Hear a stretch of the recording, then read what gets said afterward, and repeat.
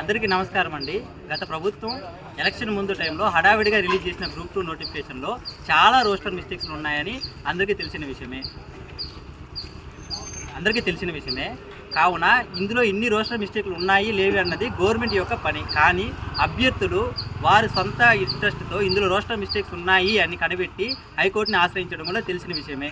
రీసెంట్గా జరిగిన high court జడ్జిమెంట్లో AG గారు, ప్రభుత్వ తరపు నుంచి వచ్చిన ఏజీ గారు స్వయాన రోస్టర్లో మిస్టేక్లు ఉన్నాయని ఆయనే ఒప్పుకున్నారు. ఇలాంటి రోస్టర్ మిస్టేక్తో ఎగ్జామ్ కండక్ట్ చేయాలని ప్రభుత్వం ఏ ఉద్దేశంతో ముందుకెళ్తుందో అర్థం కావట్లేదు. పైగా ఈ గ్రూప్ 2 రోస్టర్ మిస్టేక్లో ఉన్న మిస్టేక్తో కానీ ఎగ్జామ్ కండక్ట్ అయితే వన్స్ ఎగ్జామ్ కండక్ట్ అయిన తర్వాత రోస్టర్ని సరి చేస్తామని ప్రభుత్వ పెద్దలు తెలుపుతున్నారు. కానీ అలా సరి చేయకూడదని సుప్రీంకోర్టు మనకి ఆల్రెడీ 3-4 జడ్జిమెంట్లు క్లియర్ కట్గా చెప్తూ ఉన్నది.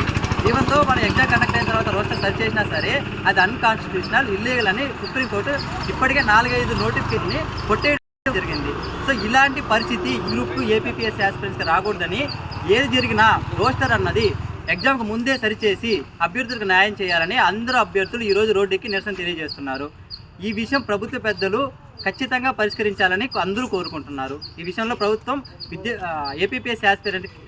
ఏపీపీఎస్సీ ఆస్పిరెంట్స్కి సానుకూలంగా స్పందించాలని మా తరపు నుంచి మేము ప్రజెంట్ గవర్నమెంట్ని రిక్వెస్ట్ చేసుకుంటున్నాము.